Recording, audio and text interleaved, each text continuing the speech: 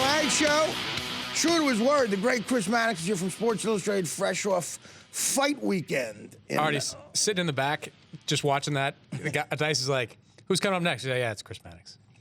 Yeah, did it on an hour and a half with you, Dice. Yeah. Did you see his face? No, he's not on the cover of anything. Well, he just sort of shows up every so often. Like, I was trying to outplay you. Yeah. Just a great lead-in. One time on Craig Kilborn, when he was doing the show, I had to follow George Carlin. That's brutal. And he killed, and I came out, and it actually worked in my favor because my first line was, "Thank you, Craig. It's always fun to follow the best comedian ever." But you were in Vegas. Yes, just for got back fight last weekend. night. I love fight weekend in Vegas. First of all, Wild. we know what happened to Mayweather. We'll get into that. Danny Garcia destroyed this guy. I mean, to talk like Raging Bull, he destroyed this guy, destroyed him. Danny Garcia's a monster, huh? He's good. I mean, he's one of those guys that always seems to surprise you. I mean, he's a unified champion. He's the best 140-pounder in boxing by name. But people keep having him as an underdog. He's supposed to lose to Amir Khan. He was supposed to lose to Eric Morales. He was supposed to get destroyed on Saturday night by Lucas Matisse, and he went out there and fought a great fight. I mean, he didn't knock him out. It wasn't exactly the firestorm fight that everybody thought it was going to be, but he won the fight pretty clear. Right. Well, I mean, I think he looked amazing. I saw clips.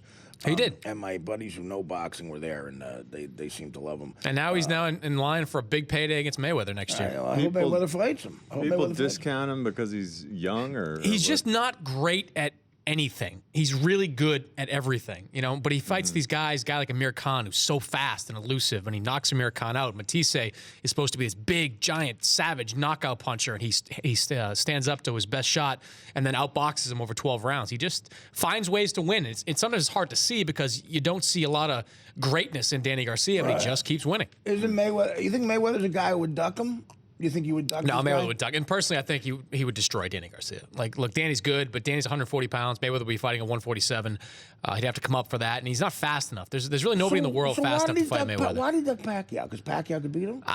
You know what? Yes, I think that's what it boils down to. Because Pacquiao 2 years ago was a legitimate threat, and we can go round and round with the reasons. And maybe it's not. Listen, am I wrong? Am I wrong in assessing that it's Mayweather that made that not happen? I feel that. Well, there's a blame to go around on all sides. There certainly is. I mean, every side at one point was petulant involved in that process, but it definitely towards the end was Mayweather. Mayweather makes this big deal about how he offered Pacquiao a $40 million flat fee to fight him, how that would be the biggest purse for Pacquiao in his career. Right. But what does it matter? It's a $200 million fight. You're offering Pacquiao $40 million, you get $160. That doesn't make any sense. Why would Pacquiao ever accept that type of money when Mayweather's going to get the same money? And Pacquiao, for most of the last couple of years, has been just as big a draw as Floyd Mayweather. He still does 1 million plus pay-per-view buys. He sells out the MGM Grand. There's very little differences between Pacquiao and Mayweather in terms of popularity. But $40 million is $40 million. Is he going to make $40 million a month? No, but it's not really $40 million. I mean, like it's half that anyway. You got to give some money to your promoters, to managers. I know, but listen, you could say that about any person. But not if the other guy's making 160.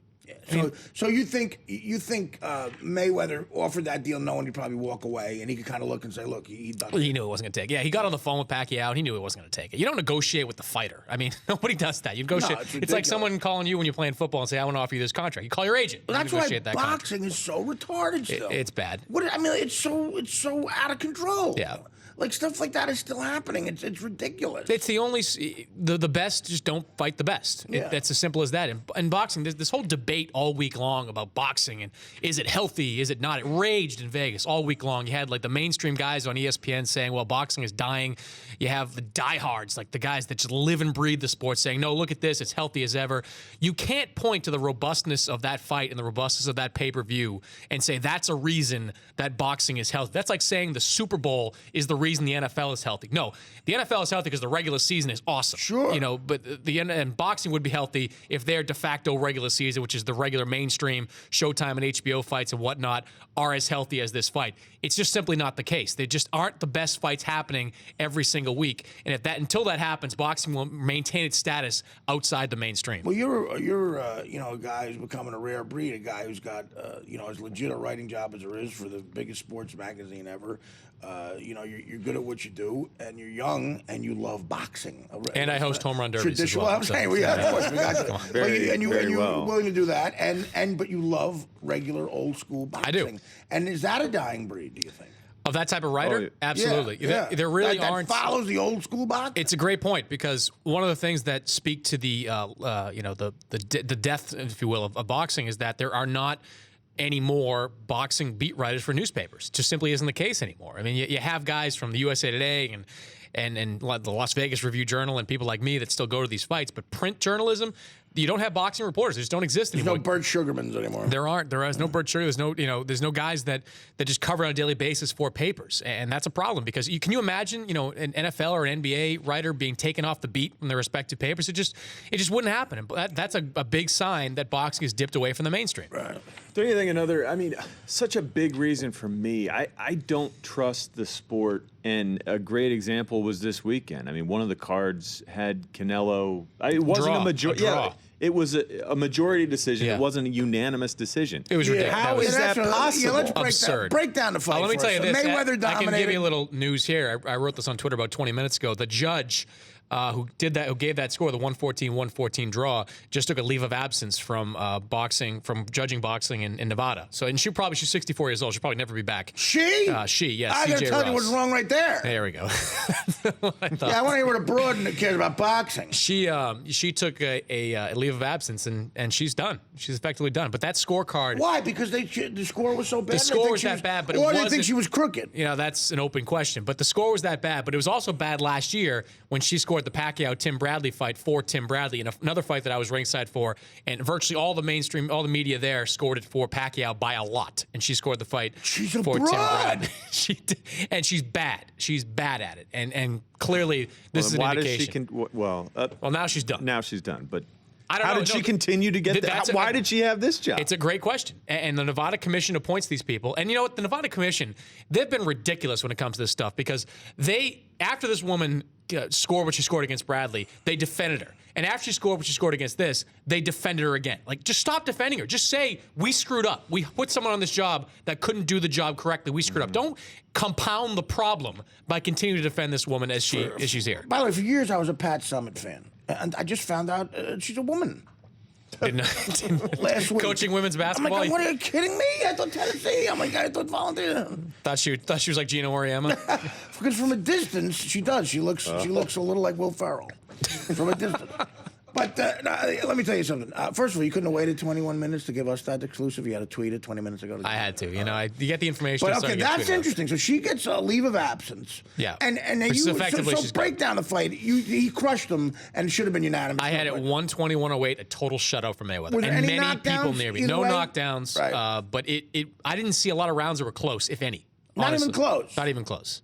So Mayweather looks good, man. He looks like his old form. He's 36 years old. He's the most finely conditioned athlete in all of sports. Could Mayweather-Pacquiao ever happen? It could, but who cares at this point? I said I this the other- kind of do still. No, It's I such a said big this. deal. Pacquiao just got knocked out. And Pacquiao has clearly regressed over the last year, even though he did beat Bradley. See, that's when Mayweather wants him. Yeah, the Pacquiao of old, though, would have just walked through Bradley. He would have dropped him inside of 6 rounds like he did Miguel Cotto, like he did, he beat up on Margarito. I mean, there's no way. Ricky Hatton, he just totally stomped in that fight. Look, this Pacquiao has totally regressed. And I think at this point, it would make me angry if they made that fight now. I would be pissed off Clearly if just they made that fight right just now. to exploit the fans. Yeah, it is. And I know I'm a Hall of Fame voter, and I've said repeatedly that because these two don't fight, I will not vote for either one in the Hall of Fame in that first ballot. They Interesting. deserve to be punished I'll tell for you the what. disservice they did the sport. I think in boxing, whatever, unfortunately, Chris, I think it's a great stance. I don't think they care in boxing. Baseball, Cooperstown, it's not the storied thing that it is. I think they... It's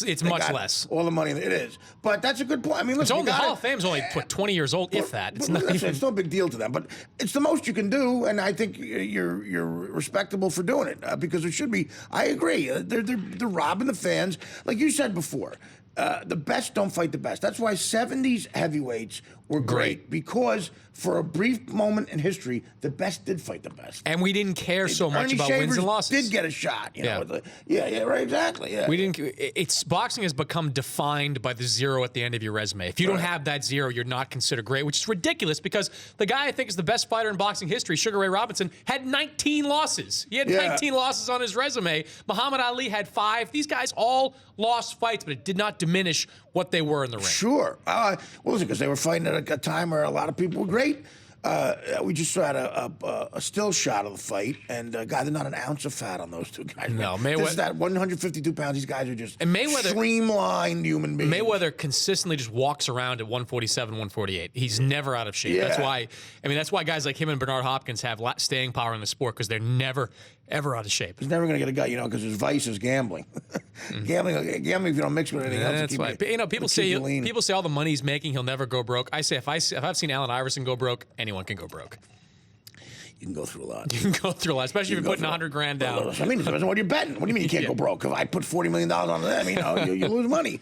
And people will take that action. There's people betting extraordinary amounts on stuff. He should bet on himself. Yeah, well, If he's absolutely. taking all these fights, just go Why bet on not? yourself. Why not? Put that $40 million up and just say, I'll bet it all on me. These guys, I talked to guys at some of the casinos in Vegas from performing there. You guys get a couple of drinks and then they start to spill their guts. And it's like, you hear about all these people coming to town, like Jordan's a big gambler, or this guy's a big gambler. It means nothing. We got these Arabian princes, man. They fly in, they roll in a chartered plane with 60 people in an entourage, and they are losing tens of millions of dollars. This is why the site. That's all they care This is about. why the site fees are so huge from these Las Vegas casinos. That's why we have boxing in these casinos, because the MGM Grand, I'm sure, paid north of $20 million just to have this fight, to give them the rights to have this fight in the arena. They couldn't give a damn what happens to the arena. You're right. They got these Arabian guys coming overseas that are spending fortune. Right. Oil just keeps spouting. They give them tickets. They give them 2 tickets and say, anything here you they go. want. The hottest whores, everything. Blow it all. That's what sustains them. And you hear about all the glitz and glamour, but those are the guys. Yep. And of course, guys like me who would lose what they made on a weekend. I bet big money on Boston College this weekend over USC. Lost it all. I was getting 14.5 points. They lost by 28. Wow. My lock lost this week too. Crap. You get up and you brush yourself off and you make another degenerate gambler. I'm sitting there. By the way, I'm sitting there in the sports book, and the Alabama A&M game is going on the same time as BC and USC. I'm the only one in the sports book watching that small TV with BC USC.